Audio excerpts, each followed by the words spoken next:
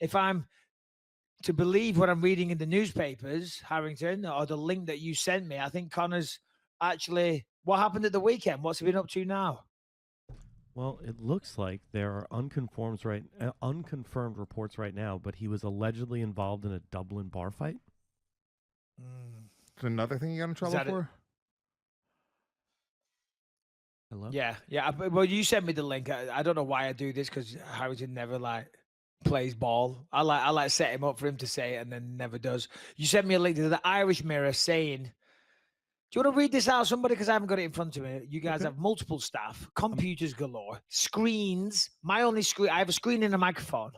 Former Okay. UFC champion Conor McGregor is being investigated by Ireland's police force, the Gardaí, over allegations he assaulted a bar patron in Dublin on Saturday.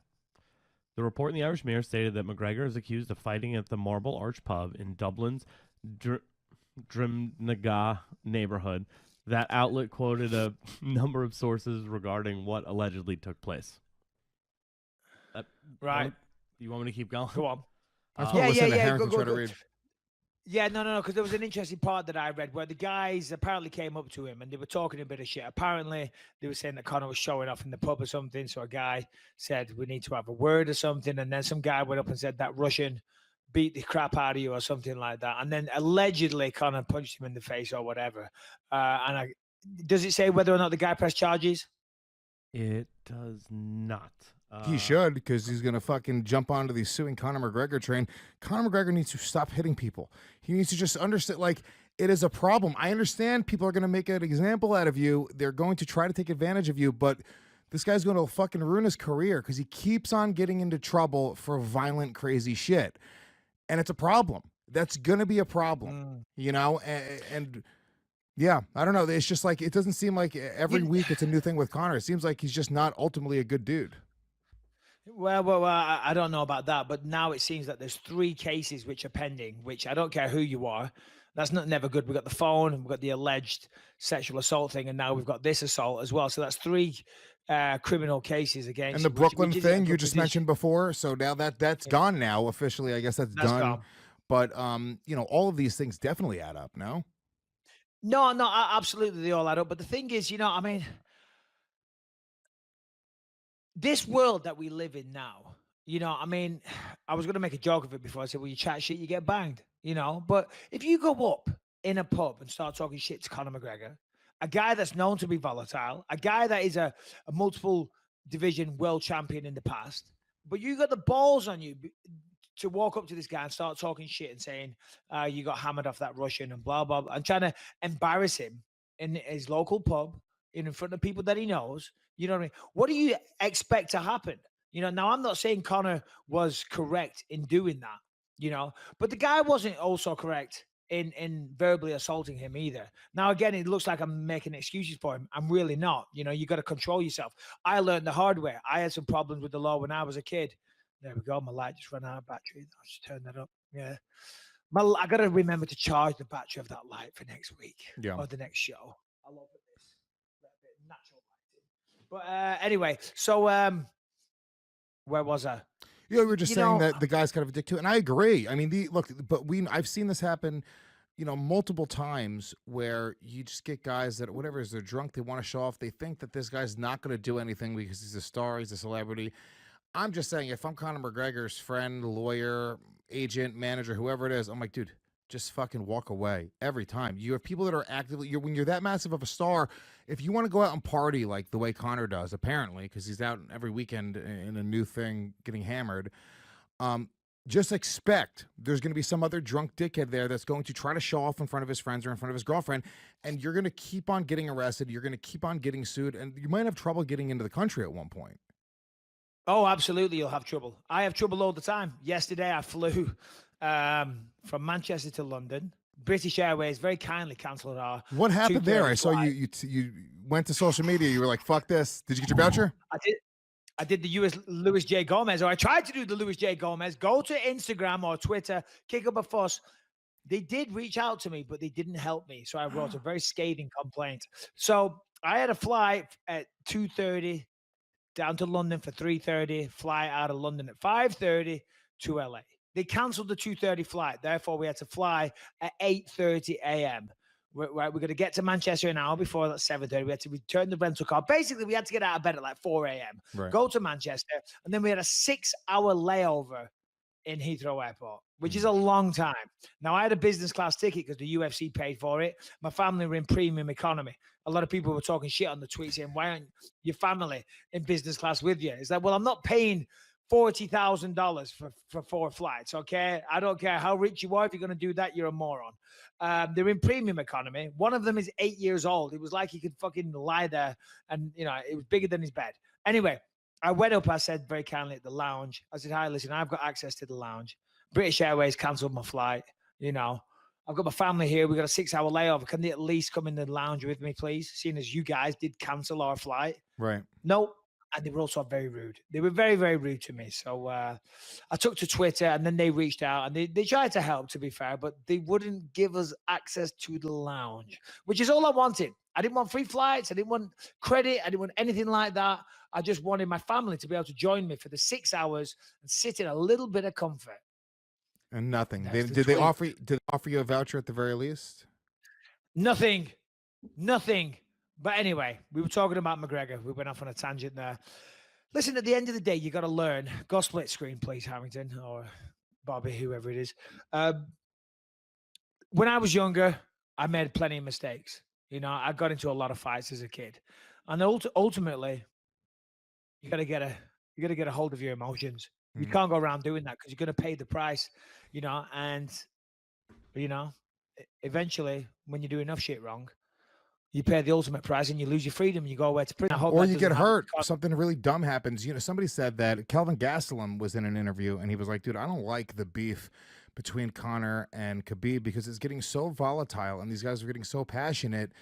You know, these guys are taking it to another level. And what he said was, he was like, I fear, and I am paraphrasing, but he said, I fear that somebody's going to end up getting shot at the end of this. And I don't know if that means that somebody in their crews or just somebody like these crazy fans are sometimes like super engaged. And it's about, you know, country, you know, pride. So you get a bunch of British guys that are hammered and a bunch of Russian guys that are hammered. And there's just fights happening in the streets around this one fight. It's all kind of crazy. And he made that statement, which is kind of, you know, I don't think we've ever seen a fight beef go this far and get this crazy. And I don't know. Well, go ahead. Is there no. What was that? What was that little soundbite? I liked it. I mean, I don't know what it was. Sorry, I found the quote from Kelvin Gastelum. Oh, you found the quote. Do you want to actually play it? Play it. Go ahead. That you can cross and prize fighting as far as smack talk because there's stuff that's happening now. Yeah. I don't want to bring up those guys because it's about you right now, but I just think there is some lines that shouldn't be crossed, and this rivalry going on right now is escalating to a point where it shouldn't have to. You know what I mean? And I feel like if it keeps escalating the way it is, somebody's gonna end up getting hurt or shot or something. I truly believe that. Is family one of those lines that people shouldn't cross? Do you think? All right. I think so.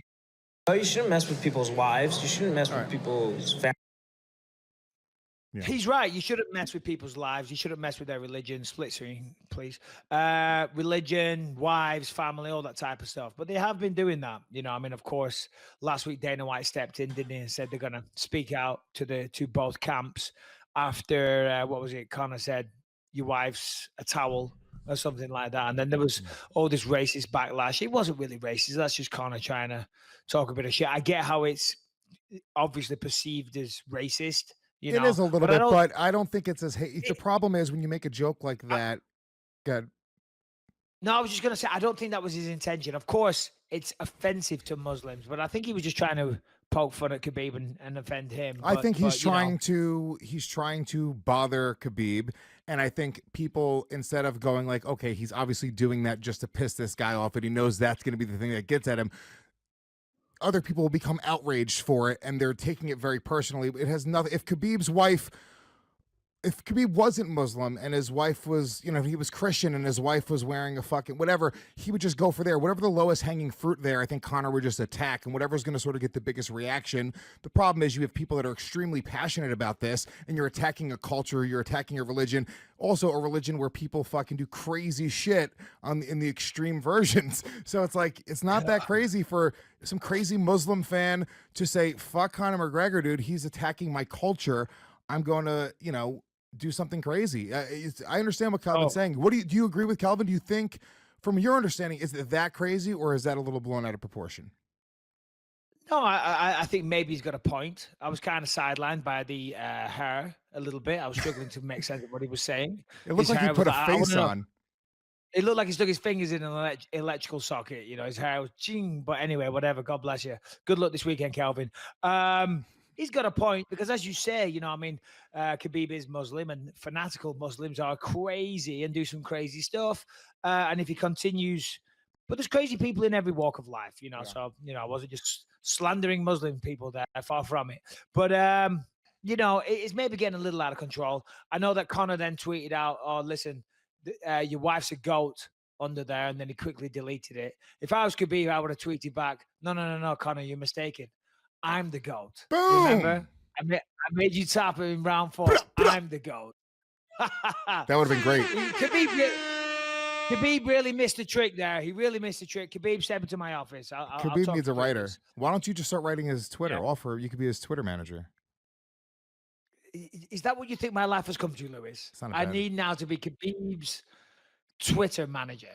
Jesus Christ. Imagine God. your mouth on Khabib Nurmagomedov's body. Imagine that. The perfect fighter. The perfect fighter. Nah, it sounds really weird. I don't know what's going on. Imagine my mouth all over Khabib's body. Hell yeah. What is going on? Sexy time. Yeah. My God. Anyway, so Conor listen. Do you see that he teased? Conor's out of his fucking mind, right? Let's just be honest. He's going out of his fucking mind. What he's doing. If you're listening, which I know you're not, just take a deep breath, buddy. Enjoy where you're at. And stop try and stay out of trouble, mate, because it's gonna go wrong. It's gonna go bad quick and fast. He's got a target on his back. Jesus Christ, I have a target on my back, and I'm nowhere near the level that Conor's at. We do. He goes out there, and if he's gonna swing punches in a pub, if he's gonna steal phones and stomp on them and whatever else, you can't get away with that behavior in this, I'll say it, pussified day and age. You can't do that, and sometimes what's good for the goose is good for the gander. And if fair play, you're going to talk some shit, then maybe, back in the old school days, you could get away with that. But it's year 2019. You can't go around acting like that. I wish we could, but we just fucking can't. So you got to control your emotions and keep your anger in check. Go ahead, Lewis, you may speak. Also, Conor, you watch guys like Mike Tyson, who was on top of the world for a while and then lost it all. Now he's made a comeback. He's doing the one-man show. He's got a different career now and a different path. It seems like he's doing great. But, Conor, I'm looking at it from the outside perspective. It's like, well, Conor's lost his last few fights. It's not like he's like this undefeated fucking fighter who nobody could beat him. It's like his value essentially is going down. There's no way you can't slice that in any other way. He's less valuable of a commodity as a mixed martial artist today than he was 2 years ago. I guess somebody could debate that, but I don't think so. He could lose it all. It's not, he seems to spend money a lot. He seems to be partying a lot. He seems to be doing crazy shit, fighting off lawsuits. Conor McGregor, does he have as much money as Mike Tyson had at the top? I don't think so. Right now, I don't think so. Mike Tyson was and he lost it all. So why couldn't Conor necessarily go down that path if he keeps on fucking up and lose it all? Well, multiple things. I think, and I don't know Conor's finances at all, but I would say that he doesn't have the money Mike Tyson had back in the day. No way. But you got to remember that Tyson had a lot of his money stolen by Don King, and he had a lot of sharks and shady people around him. I know Conor's manager, Audiotar, obviously, friend of the show and friend of mine. He's a very, very honest, trustworthy guy. So there's got to be nothing like that going on there. And of course, he's got a lot of other stuff, probably gets paid a ton in sponsorships. He's got the whiskey and all the rest of it. It's still not Mike Tyson money, but you're saying he spends a lot of money. Interest, you can fucking live off the interest alone, a very extravagant lifestyle. So I don't really think that's the issue. The issue is, being distracted, getting arrested, having lawsuits, and not being in the octagon generating money, because eventually you can't spend it all. But anyway, enough of that. All right, guys, let's just take a quick second to hear from one of Lewis's personal favorite products, bluechew.com. If you like sex, well, you're going to like bluechew.com.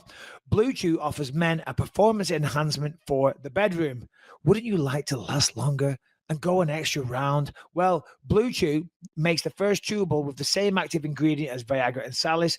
Chewables work faster than pills. In fact, up to twice as fast. You can take Blue Chew on a full or an empty stomach. It's cheaper than those other two that I mentioned, Viagra or Cialis, and it only takes a few minutes to fill out the simple form online. So therefore, no doctor visit, no awkward conversation, no waiting in line at the pharmacy. It will be shipped directly to your door in discreet packaging. And Blue Chew chewables are prescribed online by a doctor, and they're made in the USA. Listen, Blue Chew gives you the confidence in bed every time, and your partner will love it, Lewis. Oh, I'm telling you right now, I live off of Blue Chew now. I will not have sex without Blue Chew, and I have no performance issues. I am a Puerto Rican man. I am as ready as they come. But I will tell you right now, it has changed the way that I perform in bed. My girlfriend loves it. It is really, I'm telling you right now, it makes sex better in every way. I don't know if my dick is bigger, but it sure feels that way. I'll tell you that much. BlueChew.com is the website, and if you use the promo code BELIEVE, check this out, Mr. Bisping. This is the craziest shit ever. We're going to give you a free trial. You pay $5 shipping, but you get to try Blue Chew absolutely free. You fill out that form, you get your prescription, that's it. And then if you decide to keep it, you're done. You just get it mailed to your house every month. Nice and simple.